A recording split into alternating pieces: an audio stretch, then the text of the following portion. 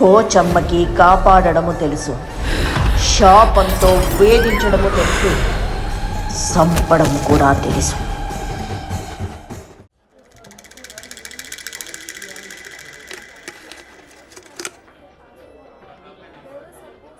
కుదరదంటున్నారా? అదేంటి సార్, కాలు లేకపోయినా పర్లేదు, కట్న కనుగోలు కూడా పెద్దగా పట్టించుకోవడం చెప్పలేకపోయారా? ఒక్క పైసా కూడా తీసుకోవడం చెప్పాను, పైగా ఎదురు కట్నం కూడా ఇస్తామని చెప్పాను. ప్రైవేట్ కంపెనీలో జాబ్ అని ఏమైనా ఫీల్ అవుతున్నారేమో. మొన్నే ఆంధ్ర బ్యాంక్లో గుమస్తా పోస్టులు పడ్డాయి. 6 నెలలు టైం ఇస్తే ఎలాగైనా జాబ్ కొట్టేస్తాను. జాబ్ ప్రాబ్లం కాదు గౌతమ్, వాళ్ళు ఏదో ఎక్స్పెక్ట్ చేస్తున్నారు. ఏదోలా కన్విన్స్ చేయండి, కావాలంటే కమిషన్ ఎక్కువ ఇస్తాను. కమిషన్ కమిషన్ పెంచుతావు అంటే మన రిలేషన్షిప్ కమిషన్ తో కొనేస్తావా నువ్వు? సారీ అండి, ఐ హర్టెడ్. ఏదో అలా నోరు జారాను.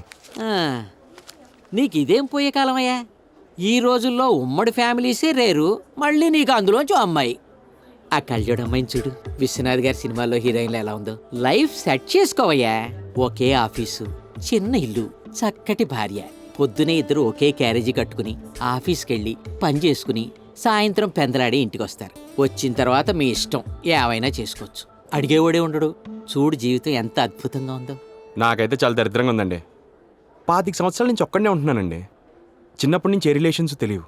ఏదో రకంగా జాయింట్ ఫ్యామిలీ అమ్మాయిని చేసుకుంటే ఆ అమ్మాయి ఫ్యామిలీ అంతా నా ఫ్యామిలీ అవుతుందని ఒక చిన్న ఆశ. అసలు జాయింట్ ఫ్యామిలీ అమ్మాయిని చేసుకుంటే జీవితం ఎంత అందంగా ఉంటుందండి.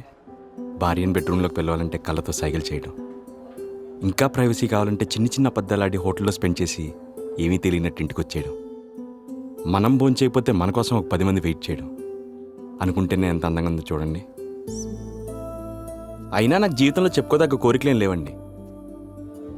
పెళ్ళాన్ని తలంటుకొని వచ్చి కాఫీతో నిద్ర లేపాలి, బామ్మర్ది వచ్చి పేపర్ ఇవ్వాలి, మరదళ్ళు వచ్చి వేడి నీళ్ళు రెడీ బావా అనాలి, స్నానం చేసి కిందకు వస్తే అత్త పెద్దత్త మరదళ్ళు కొసరు వడ్డించాలి. నేను ఆఫీస్ నుంచి అలసిపోయి వస్తే అందరూ ఎదురొచ్చి స్వాగతం పలకాలి. వినడానికి చాలా అద్భుతంగా ఉంది కదా, ఇంట్రెస్టింగ్ గా కూడా ఉంది. Thank you sir. నీ దగ్గరికి మోసుకొచ్చే అమ్మాయి ఎక్కడుందో ఎప్పుడు దొరుకుతుందో ఏంటో.